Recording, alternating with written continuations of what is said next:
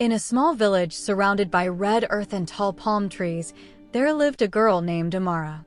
They used to say she was too soft for this world, too kind, too hopeful, too foolish to survive heartbreak.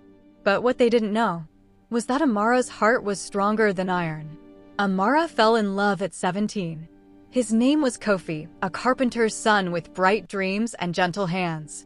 He used to carve her name into small pieces of wood and promise her a future bigger than the village itself.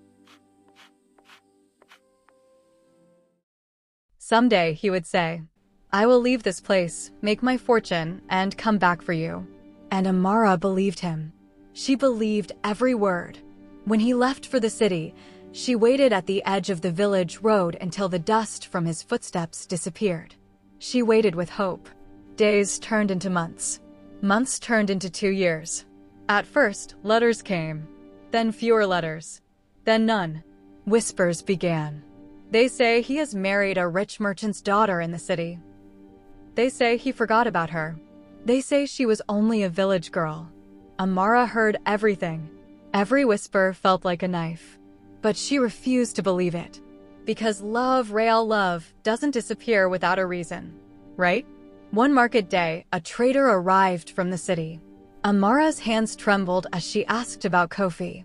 The trader hesitated, then said quietly, "Yes, he is married now, to a wealthy family. He owns a large house." The world around Amara grew silent. The laughter, the market noise, the bargaining voices, all gone. That night, she cried, not because she lost him, but because she wondered if love had lied to her. For weeks, Amara stayed inside. Villagers shook their heads. She will never recover. She was too invested. But something changed inside her. One morning, she stood before the mirror and whispered, "I will not let heartbreak define me. If love left, then she would grow." She began weaving cloth, the most beautiful fabrics the village had ever seen. She worked day and night, not to prove them wrong, but to prove herself strong. Her designs became famous beyond the village. Travelers came to buy her fabrics. Merchants spoke her name in nearby towns. Amara was no longer the girl who was abandoned. She became Amara the Weaver. Confident, independent, respected. But still, deep inside, she believed in love. She just believed in it differently now. Not as something that completes you, but as something that meets you when you are whole. One evening, as the sun painted the sky orange, a stranger arrived in the village. He was tall, quiet, with thoughtful eyes. His name was Malik. He had come to trade spices, but he left with something else: admiration. He watched how Amara treated people, how she listened, how she smiled even when tired.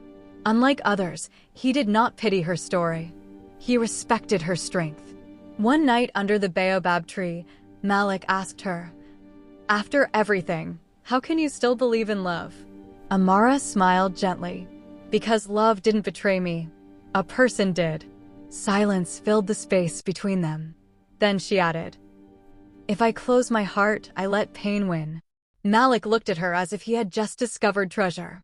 Months later, news spread like wildfire. Kofi had returned to the village, but not as a wealthy man.